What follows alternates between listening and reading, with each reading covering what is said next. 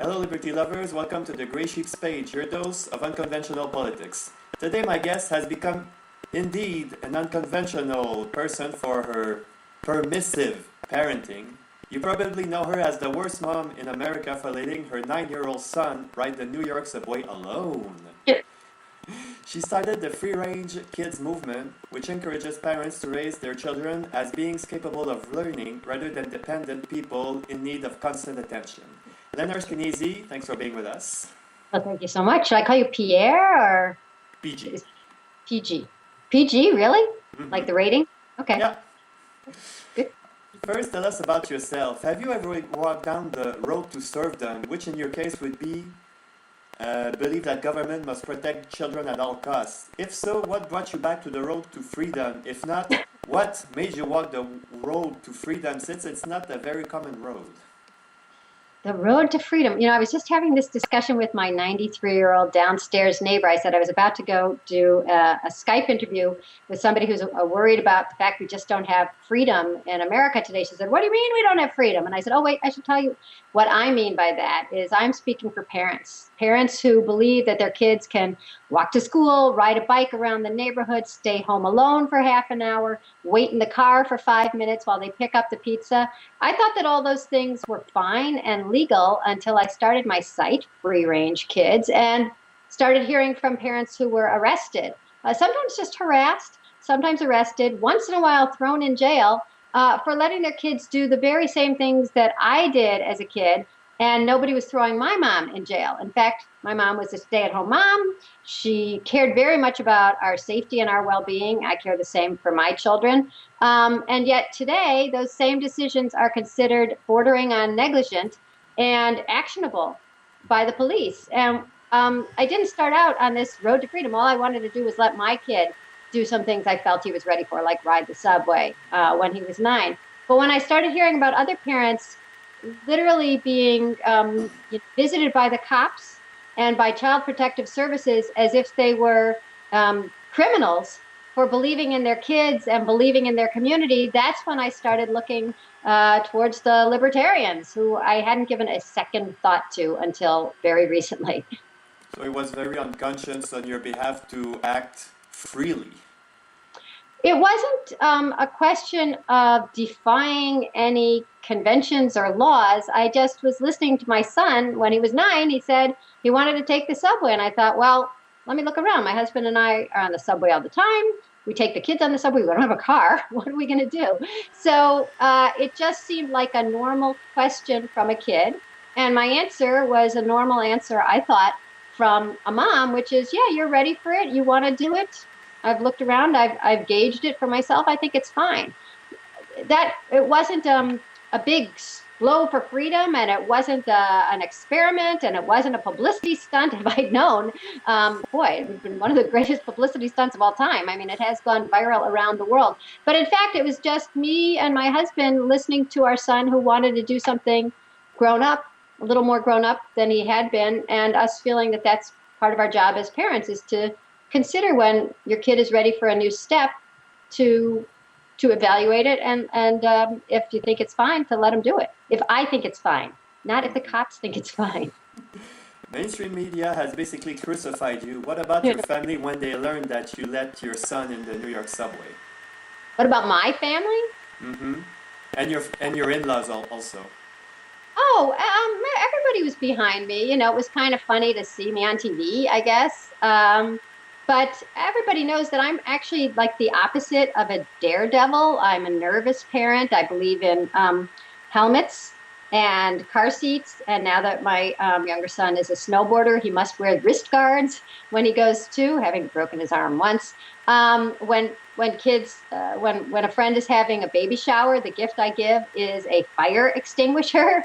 So nobody who looked at me thought, oh my God, she's putting her kid in danger. She just doesn't care, because they know that I care very much. And I actually think I err on the side of caution. So nobody was mad at me. Maybe my older son, because suddenly the younger son was getting all the attention. But even he benefited because he uses it now with me too. Mom, you're the free range mom. Mom, let me do it. And sometimes I have to be held accountable to my own kids. Like, yeah, that's true. Why aren't I letting you do that? And I think that makes sense, especially now they're teenagers.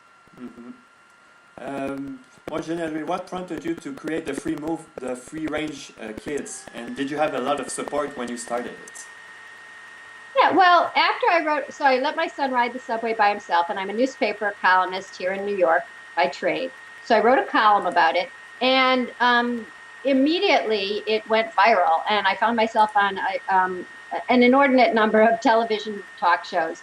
And people were talking to me as if I didn't care whether my son lived or died.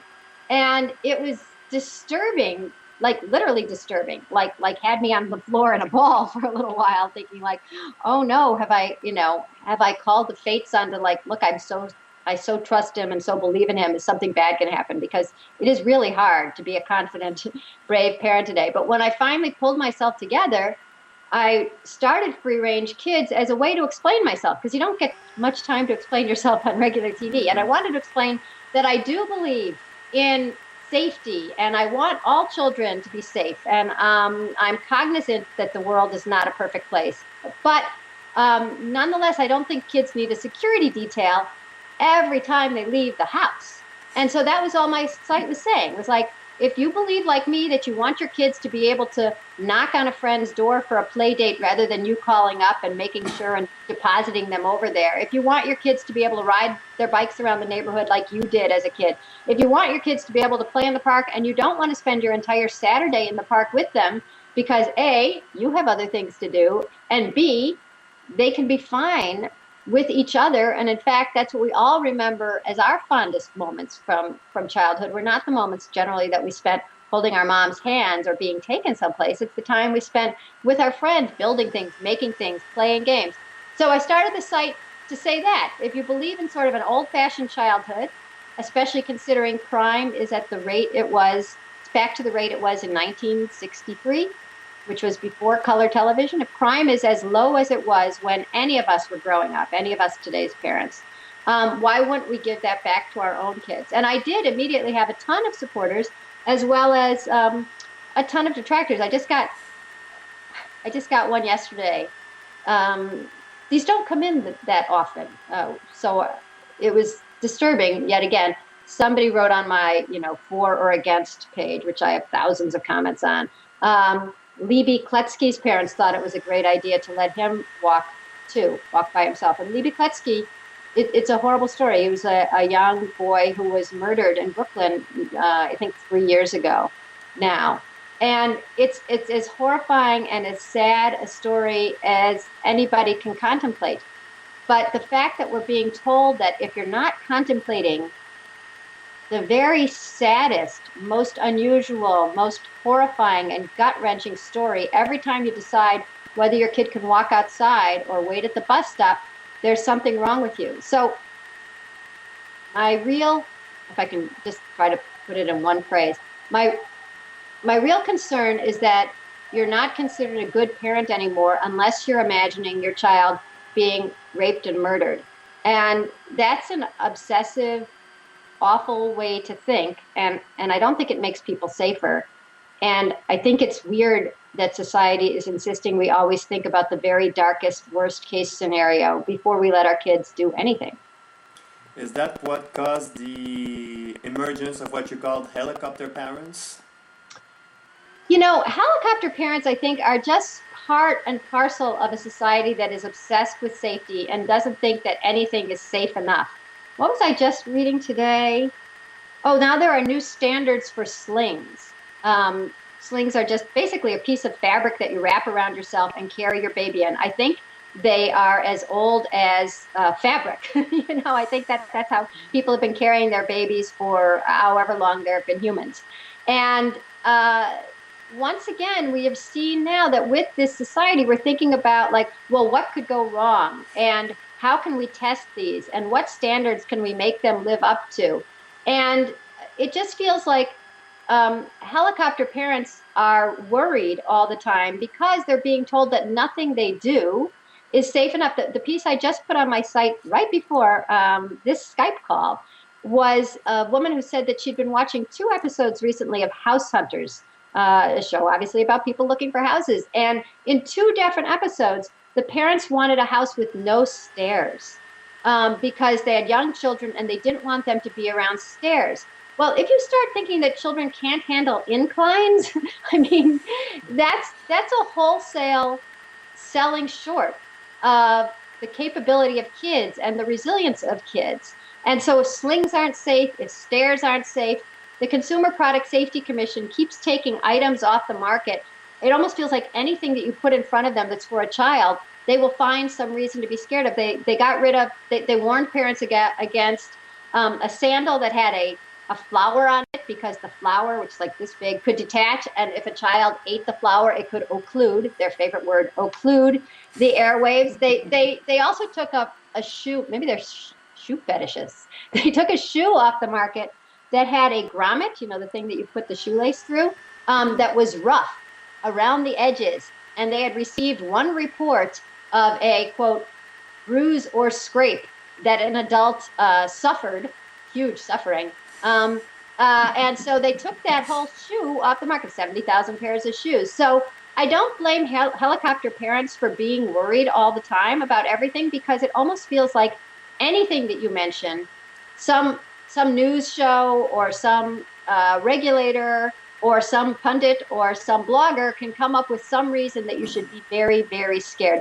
There's a post that keeps coming back to me about how God forbid you have a baby monitor on. Some perverts driving by could receive the frequencies and hear that there's a baby going to sleep in a room, although you'd think you would hear nothing if the baby's asleep in the room. But I guess you hear that parents are out and there's no sound, so either the baby's completely gone or the baby's asleep. Somehow the predator is going to, find a parking space near you and put the blinds up in his white van and creep into your house and steal the baby because you were stupid enough to have a baby monitor. So now you're supposed to be afraid of slings, sandals, baby monitors, anything made of plastic, any crib, any person that you hire to help your child, any man who slows down his car near a bus stop, any walk to school, any lunch that hasn't been put immediately in the refrigerator at the daycare center. There was a study that showed that 97% of lunches that children bring to daycare are of dangerous temperatures, which means that they should all be dead.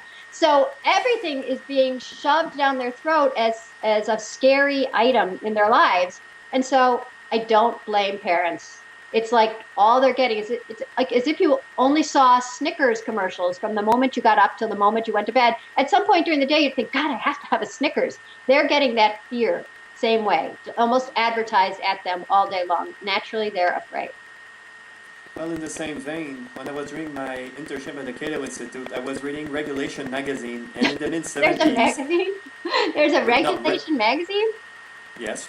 Wow. It used to be published by AEI, but now it's been taken by the Cato Institute. And in the mid-70s, there was this big scare about fireproofing infant pajamas with very toxic products. When did this overbearing from government started, and is there any justification for government intervention in safety nowadays? It's a good question where to draw the line, because there are some safety regulations that I think are fantastic. I think it's great we took lead out of gasoline. It seems like it didn't need to be there since cars still run, and yet the lead levels in children's blood is way, way down from when I was growing up. I like the fact that there's not lead in paint. I think I like things besides lead legislation. I like safety belts. I know that it could be a personal choice, but I happen to like the fact that safety belts are encouraged by the government. I just feel like I don't know where exactly the line between obsessive and wise is, but I feel like it's pornography. I know it when I see it. I tell you, when there's a grommet that it has a little bit of, it was not sanded perfectly, and that is reason enough to take a shoe off the market, that's crazy. So I feel like I should be the head of the Consumer Product Safety Commission, and then we would have sane regulations that would be helpful but not overbearing and ridiculous. How would you compare your parents to the average parent of the 21st century? Well, I think the same way you'd probably compare your parents. I think that everybody who's of parent age now, unless they're 16 and pregnant, at which point there's another issue.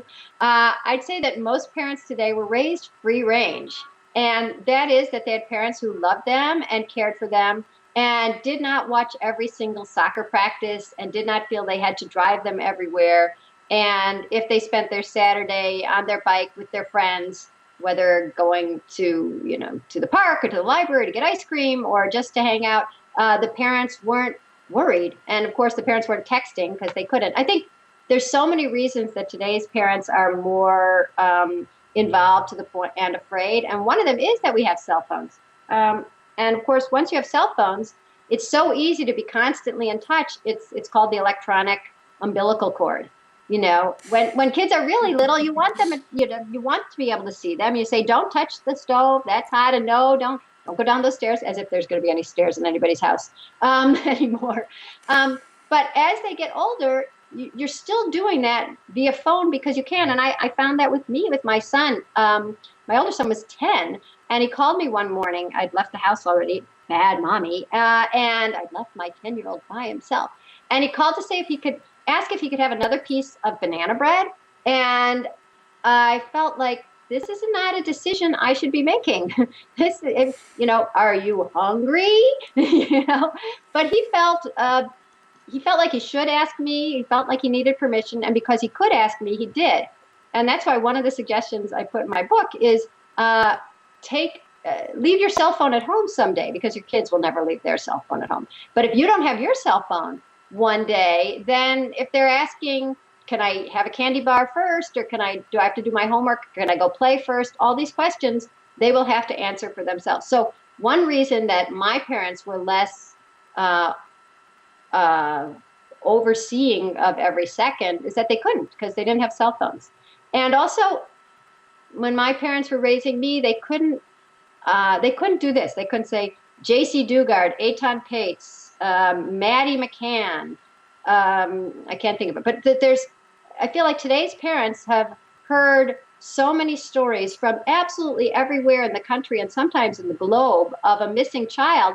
It feels like they almost know 10 people, but in fact they don't. And the names I just told you, Adam Walsh, represent a 35-year history of America. So it's not that they're so common, but they become so imprinted on today's parents by virtue of TV specials, and now it's the 10th anniversary and 24-hour cable television focusing on one horrible story or another, that they weren't burdened with the idea that, gee, 24/7 I could see a missing child on TV. It feels like 24/7 sending the kids out is unsafe. It feels like any second you send your kids outside today, they could be abducted. So my parents were different because there was less media attention to this story. There was less electronic capability of keeping constant tabs on your kids.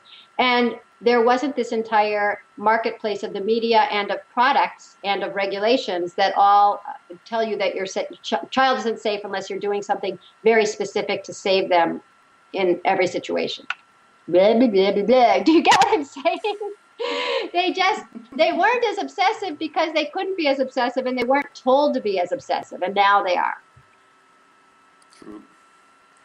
How would you advise parents to be more trusting of their children, especially in larger cities? I have a sister-in-law living in New York City, and she's kind of hesitant to let her children play around her neighborhood. How old are the kids?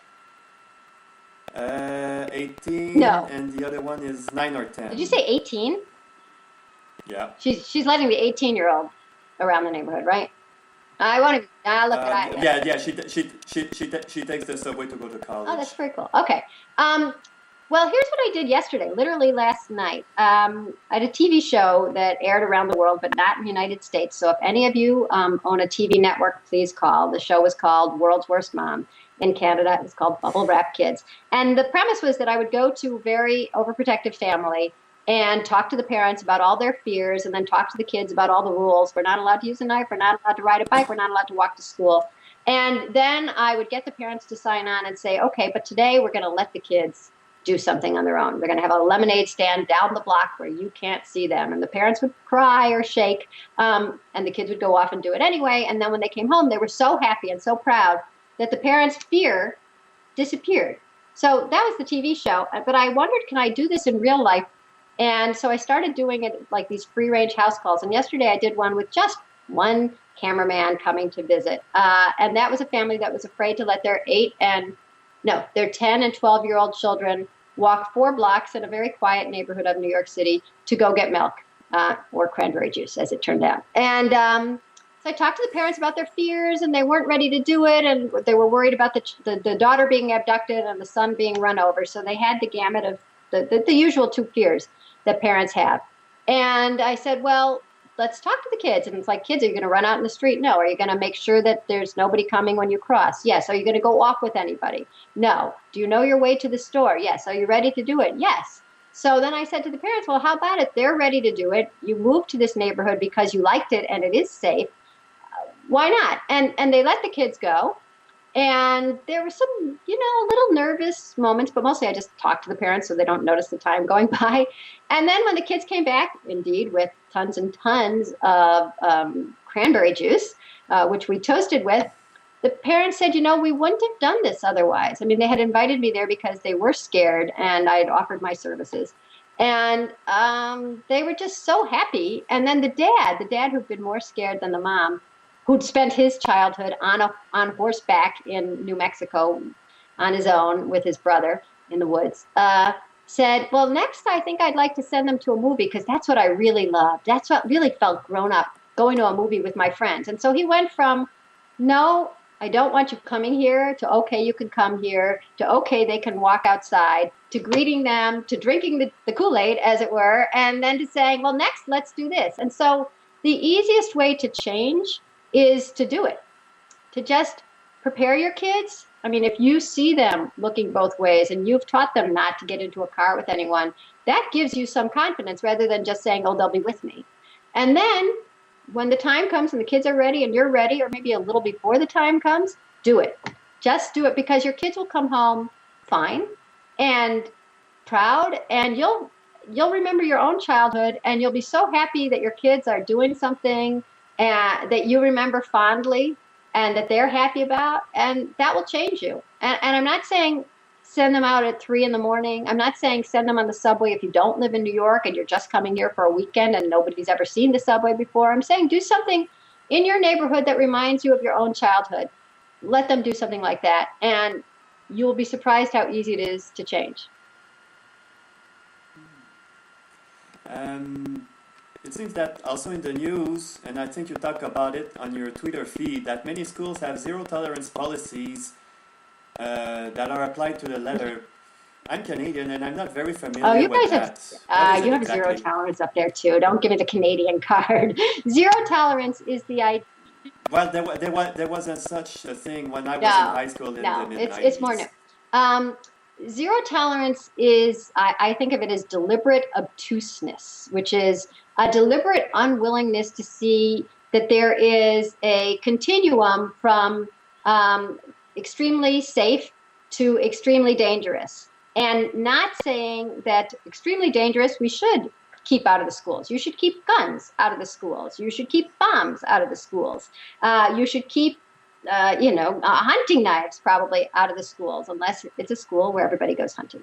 But the difference is that the administrators think that a picture of a gun is the equivalent of a gun. They think that the famous case in America was 2 years ago now, where a boy at breakfast had bitten his Pop-Tart, they called it a toaster pastry, into the shape of a gun. And for this, he was suspended. And I wish I had it in front of me. I actually read in my lectures aloud the letter that went home to parents saying, there was an incident today at breakfast. Fortunately, no children were hurt. I'm thinking, fortunately, no children were hurt by a Pop-Tart. And then I have somebody come up on stage with me. They could have choked. Yeah, it's a choking hazard. It's apparently explosive. Right. It's a hazard every which way. And not to mention gluten and sugar. But anyway, so I have somebody, I always have a volunteer now, come up on stage, and I hand them a Pop-Tart, and I say, okay, let's see. Let's see how realistic. And, there's some good biters out there who are pretty, I saw one that actually had like a little, like the magazine cartridge and stuff. He was adept with his teeth. But even so, I was not afraid that it was a real gun. And when I had him face the audience and brandish it, nobody freaked out and nobody called the cops because, in fact, it was still a toaster pastry. But when you are told there's zero tolerance for guns and you've decided to dumb that down to there's zero tolerance for people putting their fingers this shape, a 6-year-old was suspended, or biting the Pop-Tart. One girl was suspended because she had a piece of paper. Oh, I can't tear any of these papers. I need them all so much, which is a lie. Yes. One girl had a piece of paper like this. Bang. She was suspended for carrying this, an L-shaped sheet of paper. So that is deliberately obtuse. That is really saying, I see no difference between a piece of paper and an AK-47. And I don't actually know where that kind of stupidity comes from. I really can't say. I would like you to say. Do you have any idea? Well, it's maybe the trend of keeping the children safe at all costs, that they can't be exposed to anything. Not that that would make any sense, but that almost makes more sense than what the administrators say, which is that these things were putting their children in danger. Fortunately, no children were hurt. It's like, I got a paper cut. I mean, what can you do? This is not a lethal weapon. So it's just interesting to me that we almost reward obsession. I was going to write, if I write another book, one of the titles that went through my mind was OCD Nation. Because if you're seeing a gun in this and in the Pop-Tart, you're like a crazy person who imagines guns everywhere. It's like you're obsessed with danger. And I feel like we are obsessed with danger when it comes to our kids. We really see it everywhere. In the grommet, in the piece of paper, in a taunt on the playground, in a swing. Here's a story from your country. You're so sane up there. In Canada, there was a bus this summer coming home from camp in Prince Edward Island, and the bus driver let off the children who were 7 and 9 10 minutes early, left them in front of the playground, and that's where their parents were coming to pick them up. And when the parents picked them up and found out that the children had been there for 10 minutes, unsupervised, in front of a playground, everything was worse. I mean, first of all, 10 minutes, that you'd never see them again, said the mom. And she was teary and she was frustrated and furious. And not only that, it was in front of a playground, and that's where all the pedophiles hang out to steal the children, and you'd never see them again. It was just incredible luck that those children survived for 10 minutes at the playground. And when I was talking on the radio to a local Canadian station about this and saying, well, the odds of, my favorite statistic is if you wanted your children to be abducted by a stranger, do you know how long you would have to keep them outside by themselves for this to be statistically likely to happen? And I'll ask you quickly, how long do you think that would take? 2 hours. 2 hours. You're one of those fearful ones. No. It takes statistically, to make it statistically likely, sort of like how many lottery tickets would you have to buy? You wouldn't have to buy 2 lottery tickets, right? So you would have to keep your kid outside 750,000 years for it to be statistically likely that your child would be abducted by a stranger. So 2 hours, wrong. Anyway, so I'm trying to explain this on the radio to these people, and finally, maybe it started seeming, and it turns out actually that Prince Edward Island is the safest province in Canada, which seems to be the safest place in the world. But anyways, after maybe conceding that they probably 2 kids that age weren't going to be abducted in broad daylight, then another caller called up and said, well, what if they're on a swing and they fall off and they break their arms? And I thought, is it ever possible for us to see anything in children's lives not through the lens of danger? I mean, 10 minutes on a swing equals broken arm. 10 minutes in a park equals abducted, raped, and killed. But the swing thing killed me because, I'm dead. See, things are killing me too. The swing thing was so upsetting to me because The idea that a kid could swing on a swing and be happy and be active and enjoy the summer and enjoy the fact that their parents aren't with them for 10 minutes and they're not at camp and they're not being told to do, with her brother, two kids together in a park, is seen only as, either a crime or an accident waiting to happen. That's what gets me down. I just can't see anything except misery, danger, negligence, and regret when it comes to kids doing anything on their own. Let kids be kids. That's what I say. I guess you say it. That's two of us. Do you think your free-range kids movement is bound to grow up, or will nanny staters crush it with more regulation? I don't know. Because I see both things happening. I feel like I have a pretty big platform now, and supposedly millennials are sick of regulation and sick of helicoptering and just sort of want to have more fun and be a little more laissez-faire. So it could be going my direction. On the other hand, states keep passing laws. There are now there might actually be 19 or 20 states that won't allow a child to wait in a car for different amounts of times and different ages. Even if the parent is going inside and getting the pizza or picking up the dry cleaning, this is considered against the law. And I was talking to a mom the other day. She's actually a social worker at a school, and she said she'd been worried since the day before because she knew that today she was going to be picking up food on the way home from school with her kids 10, 7, and 2, and she knew that she could leave the 10-year-old in the car, but you can't leave the 10-year-old supervising the 2-year-old because that's against the law. And so she was like, how am I going to get them all out of the car? The 2-year-old will fall asleep on the way home, but I just have to pick up the food, and I'm calling them in advance so the food will be ready. And the idea that this obviously very conscientious, safety, worried about her children, cognizant of the world mom had to worry about doing something that's obviously safe, having a 10-year-old sit in the car with her 2 kids while she picks up the food. And she'd been worried for 48 hours about this. And she called me the next day. It turned out the 2-year-old was awake, so she could bring her in, and it wasn't as bad as she thought. That, to me, is a sign that things are getting worse, that you can't even be a thoughtful, caring, rational parent without that being outlawed. Any final thoughts? Yeah, just anytime that you can think of a way to let your kids have some freedom and let other parents know that you're doing it so that this becomes the norm. I mean, sometimes I worry that because I highlight the cases of parents getting arrested for letting their kids walk to school or play outside, parents who would normally be free range, who aren't afraid of constant abductions, are afraid of the cops. And I don't want them to be afraid of the cops because I do highlight the rare instances. Usually parents are still allowed to let their kids play outside.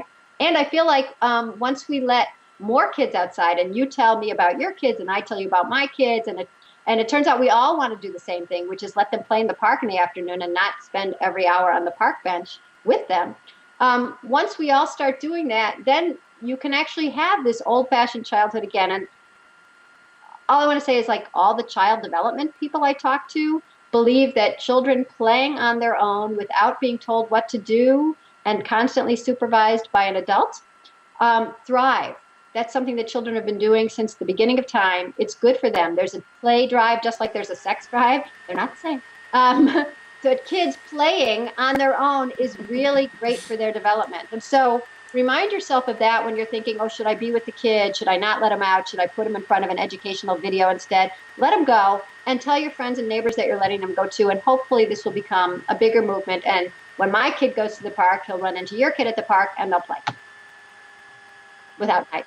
Lenore Skenazy, thank you for being with us. For those who haven't joined Liberty.me yet, you can do it and save $5 a month on your subscription by entering the code BASTIAT-SAY.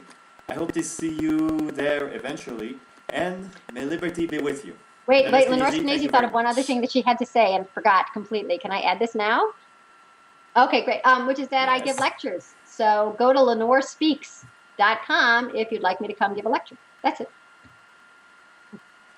And my advice, go there because you'll be laughing your ass off if you're against government regulation.